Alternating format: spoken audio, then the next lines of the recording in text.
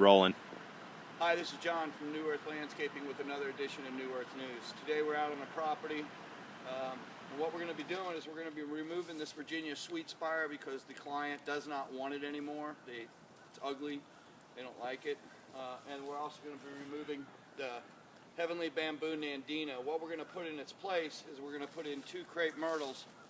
And then down the road, along this bare area on the fence line, we're going to be taking, we'll probably do this today, but we're going to take out this densiformis yew, and we're also going to get rid of the leatherleaf viburnum. And eventually we'll install 3 more crepe myrtles. The client wanted white flowering crepe myrtles, so we're going to do a notchies. So eventually they'll have a row of crepe myrtles here. So we're going to go ahead and get the project started of the rip out, and then we're going to show you how, when we put in a new plant, which now in November and December are great times to put in plants because they don't need a lot of water, they don't need a lot of food to keep them alive. By planting them, they get accustomed to the ground that they're in, and they just take off in the spring much better than if you plant in the spring and you've got to do a lot to keep it up so that it doesn't die during the months of the summer. So we're going to go ahead and get the rip out done, then we're going to show you how we do an install with new plants during the winter and the best ways to do it. So we'll see you in a few minutes. Okay, so as you can see, we've cleared out the stuff. We're getting ready to put in our notchies crepe myrtles. These are 15 gallon. So we've started to dig a hole here. Most people, what they'll do is they'll dig the hole, and you always want to make it about 6 inches bigger on either side. They'll dig the hole, and then they'll put the plant in and then put the soil around it. I think what's a better thing to do is, because that tree, the roots need to go into the soil and spread out, what I like doing is taking the rototiller, and once I've got my hole started, I'll take the rototiller, I'll go in and I'll work it around so that all the soil around it is loose. Because it's going to take about 1 year to 2 years for these roots to really get strong and really grab the nutrients. So I'll show you how we do that. Like I said, we've already dug the hole.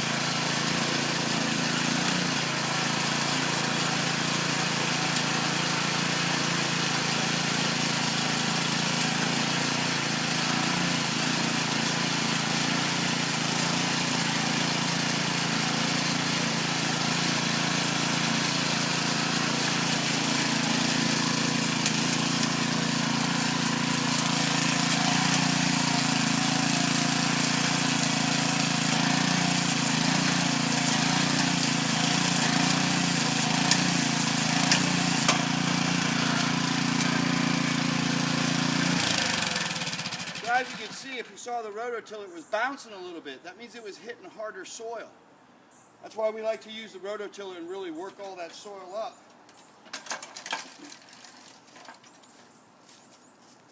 So now, when we go to put this tree right in the middle of this hole, as you can see, it's got almost 1 foot all the way around where the soil is going to be loose, and the tree's roots can really just take off.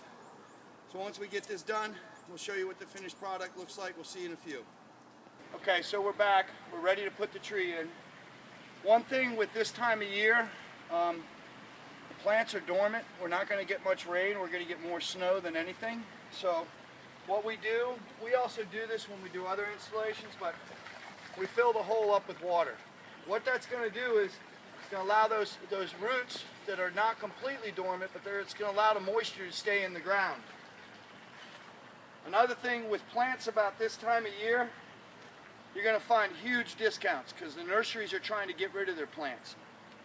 The only problem with that is the plants, the roots are really wrapped around, so it's hard to get this plastic off. What I like doing is and I do this most of the time during the year, I'll go around and I'll tap to loosen them up. Now I've already actually pre-loosened that. I'm just showing you what you do. And then it just comes right out.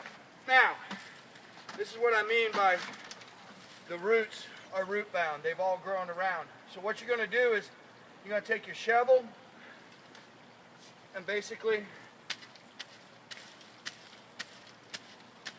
work the tree around. And you're just going to cut it a little bit.